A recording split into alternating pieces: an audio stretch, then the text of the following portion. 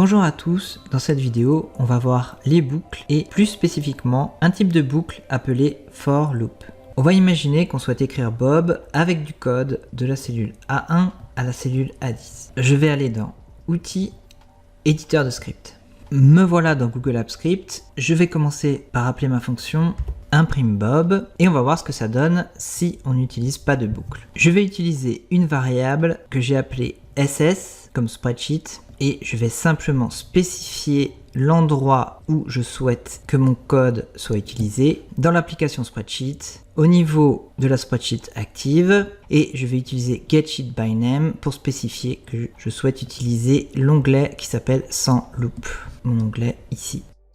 Deuxième ligne de mon code, je vais utiliser ma variable SS et je vais venir me placer dans la cellule A1, c'est-à-dire la cellule qui est placée ligne 1, colonne 1. Et pour cette cellule, je vais définir la valeur Bob. Je vais enregistrer mon code, je vais l'exécuter juste pour voir ce que ça donne. Je vais autoriser l'exécution du code et j'ai bien Bob qui s'est affiché dans la cellule A1. On pourrait continuer comme ça pour la deuxième ligne, la troisième ligne, la quatrième ligne, etc. jusqu'à la ligne 10. Je vais enregistrer ce code, je vais l'exécuter. Ça marche, mais on peut voir que ça fait quand même pas mal de lignes de code pour arriver à ce résultat. Et si on y regarde de plus près, c'est seulement le numéro de ligne qui change. Le reste de l'instruction est identique. Imaginez la galère si on voulait écrire Bob 100 fois. C'est pour ça que les boucles existent. Une boucle permet simplement de répéter une section de code autant de fois qu'on le souhaite.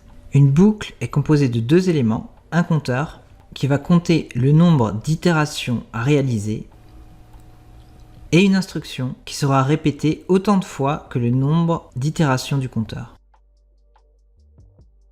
Je vais aller dans l'onglet Loop 1 et cette fois on va réaliser la même action que précédemment mais avec une boucle. Je vais appeler ma fonction Loop. Comme précédemment, je vais déclarer une variable pour spécifier où est-ce que je veux que mon code s'exécute. Je vais simplement faire un copier-coller de la variable précédente et cette fois je ne vais pas utiliser l'onglet sans loop. Mon onglet se nomme Loop 1. C'est l'onglet qui est ici. Je vais appeler cette variable ss1. Nous voulons mettre en place une boucle qui va ajouter le mot Bob de la cellule A1 jusqu'à la cellule A10. Pour ça, on va commencer par mettre en place le premier élément d'une boucle, c'est-à-dire le compteur qui va compter de 1 à 10. Je vais écrire for, je vais ouvrir une parenthèse, je vais utiliser une variable que je vais appeler i qui va être mon compteur, égale 1, je vais commencer à 1, point virgule, jusqu'à i inférieur à 11, c'est-à-dire 10. Et enfin, je vais spécifier le pas i++. Dans Google Apps Script, i++ c'est la même chose que i plus 1. C'est-à-dire que i va augmenter de 1 à chaque itération de la boucle. Je vais ouvrir une accolade et je vais venir y placer mon instruction. Mon instruction va ressembler à ce qu'on avait plus haut, mis à part que je vais utiliser la variable ss1. GetRange, j'ouvre la parenthèse et cette fois pour spécifier la cellule, je ne vais pas utiliser le numéro de ligne en dur, je vais utiliser ma variable i. Donc le numéro de ligne est i, à la première itération de ma boucle i égale 1, à la deuxième itération i égale 2, 3, 4, 5, 6, 7, 8, 9, 10. Au niveau des colonnes, c'est toujours la même chose, on veut la première colonne et au niveau de la valeur renvoyée, je vais utiliser cette value. Et comme précédemment, ce sera Bob. Point virgule pour finir mon instruction. J'ai une accolade fermante ici et il faut que j'utilise une deuxième accolade fermante pour fermer ma fonction. Je vais enregistrer mon code. Je vais sélectionner ma fonction loop et je vais l'exécuter. J'ai bien Bob qui s'est affiché 10 fois dans mon onglet loop 1. Qu'est-ce qu'il s'est passé? Première itération de ma boucle, i à la valeur 1. Donc mon code s'exécute sur la cellule 1, 1 et il écrit Bob. Première ligne, première colonne. Deuxième itération, i prend la valeur 2 et donc mon code s'exécute sur la cellule placée à la ligne 2, colonne 1. Et donc j'ai bien Bob en A2, etc. jusqu'à la ligne 10, c'est-à-dire la ligne inférieure à 11. Si vous êtes toujours là, on fait un autre exemple.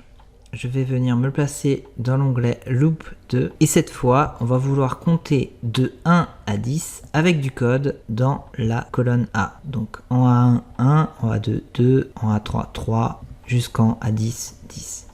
C'est-à-dire avec une boucle comptée de 1 à 10. Ça va beaucoup ressembler à ce qu'on a fait précédemment. Je vais même carrément copier le bout de code qu'on avait fait avant et je vais venir le placer ici. Je vais par contre appeler ma fonction loop2.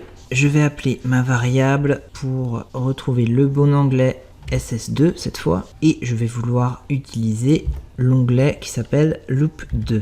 Au niveau du compteur, ça va être la même chose que précédemment. Par contre, au niveau de l'instruction, je vais utiliser la variable ss2 pour placer mon code dans l'onglet loop2. Je vais commencer comme précédemment à la cellule placer ligne 1, colonne 1, mais par contre, au niveau de set value, je vais venir placer non pas le mot Bob, mais ma variable i, c'est-à-dire mon compteur. Première itération du code, i a une valeur de 1, donc je vais avoir 1 dans la cellule A1. Deuxième itération, i va prendre la valeur 2, et donc je vais avoir la valeur 2 dans la cellule A2, etc. jusqu'à 10. J'enregistre mon code, j'appelle ma fonction loop2 et on va voir si ça marche. J'exécute. J'ai bien un compte de 1 à 10. Ok, on va faire un exemple un peu plus compliqué. Je vais aller dans l'onglet loop 3 et dans cet onglet, j'ai une liste de chats. Dans la colonne B, j'ai leur poids. Et le but, ça va être, dans la colonne C, de classer les chats en fonction de leur poids. Si le poids est supérieur à 5, alors on va afficher gros. Et s'il est inférieur ou égal à 5, on mettra bon poids. Pour faire cet exercice, on va utiliser une boucle et une condition. Je vais effacer ça. Je vais retourner dans l'éditeur de script, outils, éditeur de script. Et c'est parti. On va donc mettre en place une boucle avec une condition. Si le poids qui est dans la colonne B est supérieur à 5, alors dans la colonne C, on aura gros. Sinon, on aura bon poids. Je vais commencer par nommer ma fonction loop3 et j'ouvre une accolade pour commencer mon script. Je vais déclarer une variable que je vais appeler ss3 et ça va simplement être pour spécifier où va s'exécuter mon code. Au niveau de l'application spreadsheet, la spreadsheet active dans l'onglet loop 3. Comme précédemment, je vais commencer par mettre en place mon compteur avec l'instruction for. Je vais déclarer la variable i qui sera mon compteur, commence à 1 jusqu'à i inférieur à 11 puisque j'ai 10 lignes dans ma colonne A et le pas sera de 1, donc i++. À nouveau une accolade pour commencer mon instruction.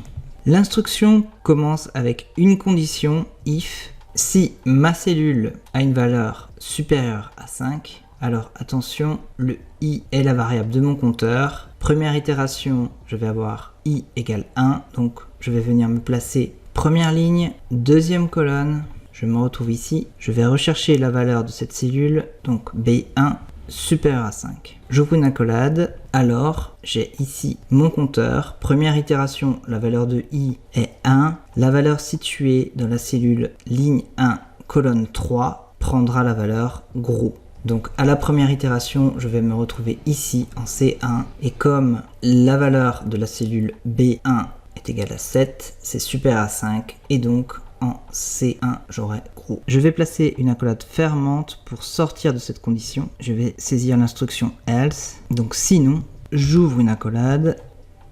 La valeur de ma cellule, donc au niveau des lignes, j'ai toujours mon compteur. Et au niveau des colonnes, il s'agit de la colonne 3, prendra la valeur bon poids. Donc si on a une valeur inférieure à 5. Une accolade fermante pour sortir de cette condition. Une accolade fermante à nouveau pour sortir de ma boucle. Et enfin, une dernière accolade pour sortir de ma fonction. Je vais enregistrer mon code. Je vais appeler la fonction loop3 et je vais l'exécuter. On va voir si ça marche. Et voilà le résultat, ça a l'air correct. C'est tout pour cette vidéo. Dites-moi en commentaire si ce sujet sur Google Apps Script vous intéresse, ou même si vous avez des suggestions de vidéos, que ce soit sur Excel, Power BI ou Google Sheet. Et d'ici là, n'oubliez pas que je suis Spreadsheetman.